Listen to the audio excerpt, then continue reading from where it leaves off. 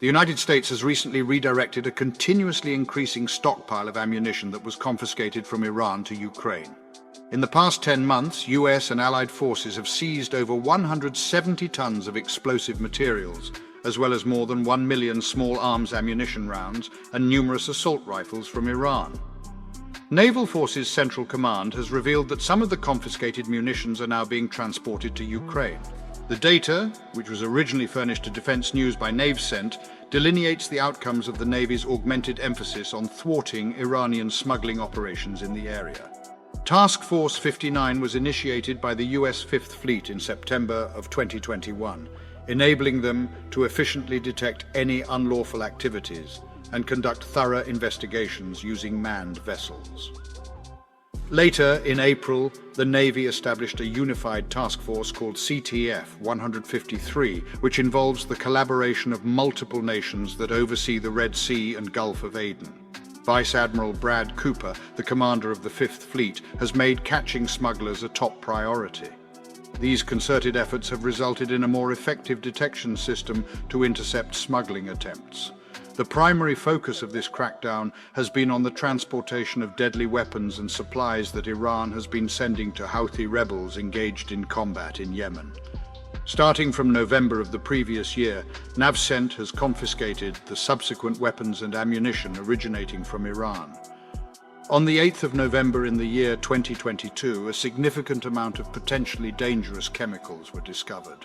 The amount totaled to over 70 tons of ammonium perchlorate, as well as over 100 tons of urea fertilizer. These substances have the potential to be utilized in the creation of explosive materials. On December 1st, 2022, a significant amount of ammunition was collected, totaling 50 tons.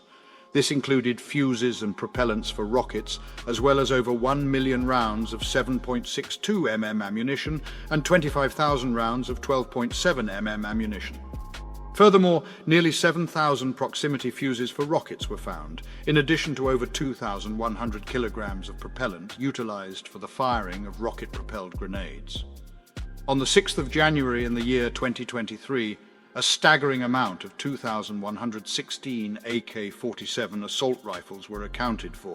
According to NavCent, during the months of January and February, US partners successfully confiscated 3,000 assault rifles, over 578,000 rounds of ammunition, as well as over 23 guided missiles designed to take out tanks. Additionally, they were able to confiscate components used to create medium-range ballistic missiles that were traced back to Iran. Earlier this week, US Central Command publicized that it had given Ukraine more than 1 million of the 7.62 mm rounds that were confiscated. The United States government took control of the ammunition after the Department of Justice filed a motion to seize it in March of this year. In July, the Department of Justice submitted a similar motion to confiscate thousands of rifles, hundreds of machine guns and rocket launchers, and roughly 700,000 rounds of ammunition that were also intercepted from Iran. According to representatives from the Pentagon, the timing of the transfer of aid to Ukraine is coincidental to the current political climate. However, the likelihood of further aid to the country is unclear. Last month, the House of Representatives voted overwhelmingly in favor of an additional $300 million in aid, but for the first time, a majority of Republicans in the chamber were against it. The absence of a Speaker of the House will only make securing more funding even more difficult. According to Seth Jones, the head of the International Security Program at the think tank Center for Strategic and International Studies, the possibility of more aid packages being approved cannot be ruled out, but it is progressively more challenging to do so.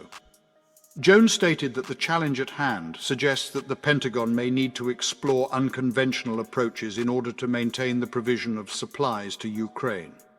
This could involve placing greater reliance on allied nations and partners to replenish depleted stocks.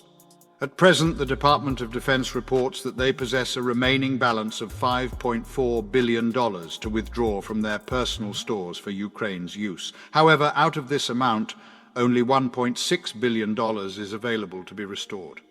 During a press briefing, Sabrina Singh, a spokesperson for the Pentagon, emphasized the necessity for Congress to take action to prevent any interruption in the support we receive. particularly since the department aims to restock our supplies. To support our channel's growth and ensure broader awareness, kindly hit the like and subscribe buttons. This will help us reach more individuals and disseminate valuable information. Thank you in advance.